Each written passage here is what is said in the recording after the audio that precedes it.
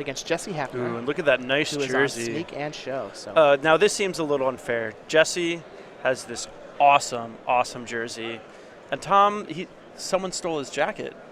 I think he took it off because it was scaring away the Pokemon he was trying to capture. Maybe. So Jesse's going to lead off with a Volcanic Island and a Preordain. And so Preordain is a card that not all Sneak and Show decks play. I think both of us are a big fan of it because it just does such a good job of increasing your consistency with Sneak and Show. It allows you to keep a lot more one land hands and have them work out well.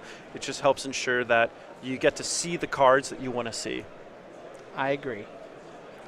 He does have a 2-2 split with Preordain and Gitaxian Probe. I just like having 4 Preordains. Yeah, I like 4 But Preordain. I can't blame anybody for playing Probe. It's a sweet card. Yeah.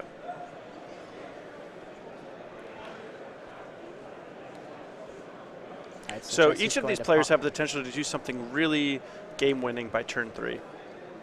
And there's a good chance that they'll try to basically feel each other out and gauge how slow or fast the other person is going to be in order to decide when they're going to try to do their big thing. A lot of the times, the person who taps out on their turn to try to force through pivotal spells last is the one who will end up taking it. All right, so Jesse's just going to brainstorm, put 2 cards back, and pass the turn with a Scalding Tarn ready to be cracked. Tom is going to start off with a Gitaxian Probe. He does have a Glistener Elf on the battlefield, so if the coast is clear here, he could just win the game now. Wow, and Jessy, the shields are down, but he does have a rather powerful hand. He needs a little bit more time to get it going, though. He could just die this turn, though. He could just die this turn. Oh, and there's an Invigorate for Tom. Oh, so he has an Invigorate and Berserk. Game over, turn 2, you're dead. Tom Ross says, you wanted a 3rd turn? Nuh-uh, game over. He even showed Force of Will with the blue card. Just I got it all. Man. Yeah, Tom Ross is a beast. So that's how you win 2 invitationals in a row. Yeah. You just turn 2 your opponent with Force of Will back up. Yep. Tom is going to take game 1 here against Jessy Hefner with Infect against Sneak and Show. Let's take a look at their sideboard to see what kind of plans we think they're going to be on. We got 1 Viridian Corruptor, 2 Flusterstorm, 1 Force of Will, 1 Crossing Grip, 1 Nature's Claim, 2 Submerge, a Bajuka Bog, a Wasteland, a Karakas, a Dismember, a Seal of Primordium, a Necropede, and a Crop Rotation. What do you think Tom's going to bring in? So I think what Tom wants to do is just bring in some good disruptive elements. Cards like Viridian Corruptor, Croson's Grip, Nature's Claim, Seal of Primordium, those are going to be great at dealing with sneak attack as well as potential Blood Moon. You can also bring in Flusterstorms, Force of Will, as a way to have a little bit more counter magic. And then the Crop Rotation Karakas, I think, is something that is specifically for this matchup and is quite potent. So on Jesse's side, we have 2 Red Elemental Blast, a Flusterstorm, 3 Through the Breach, 2 Pyroclasm, a Kozilek's Return, 2 Grafdigger's Cage, a Pithy Needle, a Wipe Away, and 2 copies of Blood Moon. What do we think Jesse's going to bring in? So it's a little tricky what Jesse's going to bring in. I think that the Pyroclasm and Kozilek's Return are going to have some good use, as is the Blood Moons can just be a knockout punch. It's a little tricky as to how many cards like Red Elemental Blast he wants to bring in, because there are a lot of blue cards in Tom's deck that he would like to counter, but there's a lot of non-blue cards that are essentially must counters as well. So I think Flusterstorm is going to be coming in before Red Elemental Blast, and I don't think he's going to be bringing in Through the Breach, but maybe depending on how threat dense he wants to be. It's going to be a little tricky though, because it seems to me like he has more than he needs for this matchup, and he doesn't want to take too many cards out of his main deck, so he's going to have to prioritize. I agree. That's one of the tough parts of siding with the Sneak and Show deck, is making sure that you don't over sideboard and dilute your game plan, because the strength of the deck is that you have this redundancy of 8, 8 of each type of combo card, and then the acceleration to get to it. So you can't really cut too much of the good stuff. Yeah, it's also tough too, because Jessy can't just focus on comboing off and protecting his combo. He also has to worry about Tom just winning just as fast as him. So you really are trying to find the perfect balance of offensive and defensive elements. Like, for example, I think there's a good chance that Jessy has Blood Moon when he's on the play, and he's more of the aggressor, but not have it when he's on the draw, because it's so much more likely that Tom will be able to get something like a Noble Hierarch out ahead of schedule. I could see that. Now, you had mentioned earlier that Tom's at a bit of a disadvantage because he doesn't have on his leather jacket. Yeah. And that's because I asked him not to wear it But this he's round. so strong. Well, I asked him not to wear it this round so that we can have him model those wonderful Star City Games Oh, yeah, shirts. those are sweet. So if you guys want to get the official shirt of StarCityGames.com, go ahead and go.starcitygames.com/apparel. 50% cotton, 50% polyester, 100% awesome. Screen printed here in the USA. You see Tom Ross there and Kenzie, one of our other employees there at Star City in the home offices. Look at that blue steel, just that look. Yeah, I love that. The Tom Ross glare just strikes coldness into the hearts of his enemies. That is the look of a man that has Invigorate and Berserk in his hand, and you're dead on turn 2. And he's saying to you, what you got? So again, these are the official shirt of StarCityGames.com. If you want to look just as cool as these two, go to StarCityGames.com/apparel. So it looks like we've got both players are still shuffling, I believe.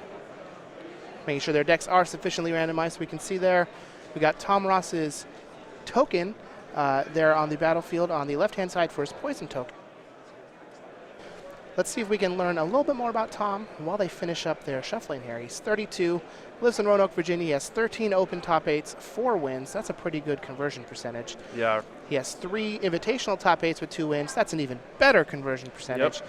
He's a self-proclaimed best GoldenEye 64 player and has beaten people using only his feet. Wow. Along with Michael Majors, he puts 8% of all tournament winnings towards buying an NBA Jam arcade. and he used that is awesome. And NBA Jam was such a good game. 8% seems kind of arbitrary, but he used to do parkour and can still do a backflip. I actually saw at the last tournament we commentated, we went to dinner with him, and he actually showed me the video of him doing a backflip, which is sweet. But onto this game, this is coming out fast. So Jessy has a turn 1 show and tell, but Tom has Caracas. Ooh. Oh, what does Jessy have? Does he have sneak attack? I hope this is sneak attack, because if it's not, he's in for a bad time. It could be Grizzlebrand. Grizzlebrand wouldn't be too bad, just drawing 7. Ooh. Well. Ugh. So this game of what she got was won by Tom Ross. So Tom is going to use his Caracas to bounce that Emrakul. Jeez. Oh, so rough. I got one in my sideboard. Yeah. In my opener. Jeez. And that is huge. That is basically a 3-for-1. That had to be the most unfortunate thing to happen for Jessy, because not only did his show and tell essentially ramp Tom by allowing him a land drop, but Jessy had to sacrifice his Lotus Petal to have it happen that quickly. And as soon as he plays another land, he's going to have to sacrifice his City of Traders. So he's just out tons of cards. Wow. This is rough. And this is one of the exciting things about this matchup, is you have both of these decks that have such strong and fast proactive plans and have these weird ways of interacting with each other. And, oh man, is it exciting. That Caracas, wow. So that should be Tom's next invitational card. It's just a Caracas bouncing an Emrakul. Yep. He's done it to me a lot, too, whenever we were testing in Roanoke. All right, so he's going to brainstorm. Can he use his windswept teeth to shuffle away the cards that he doesn't want? And a lot of the times when you're playing as the Infect player, you do kind of want to win the game quickly. But now that we've already run into a situation where Jessy tried to combo off and then failed, that means there's probably a lot more breathing room for Tom, and Tom could probably take things a little bit more slowly, play a little bit more cautiously, because he can afford to. There's a Lotus Petal for Jessy. Tom does have a couple Force of Wills now, though. Yeah, I don't want to call it before it's over, but I think it's over. As soon as that Caracas hit the board. Oh no. You know, that was the game-deciding factor. This is also one of the reasons that I really am a huge advocate for 2 copies of Omniscience in your Sneak and Show deck. Yep. It just makes your show and tell so much better. There's a crop rotation. Is that going to get a Wasteland? Yep. We're going to get a Wasteland, take care of that City of Traders. Your turn, my friend. I'm a little surprised that Tom did that, because it seems like Jessy has to play a second land at some point. And although then again, what else is your crop rotation doing? Yeah, like so the Crocus is already out. You don't need the Nexus. And like doing that makes your opponent have to have a a double land and another show and tell to do something here. Mm-hmm. I think that he's just dead, right? Yeah, this looks to be 6 got the with Invigorate and a Noble Hierarch. Yeah, the 2 Exalted triggers.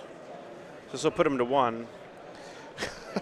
Oh, never mind. And Jessy is going to extend the hand. one Exalted trigger is enough to get to 6. As sad as it is to see a fellow card hoarder member get crushed. That was exciting. That Caracas was great. Tom Ross is great. That was fast, too. That was 10 minutes that match took. He's even good without the leather jacket.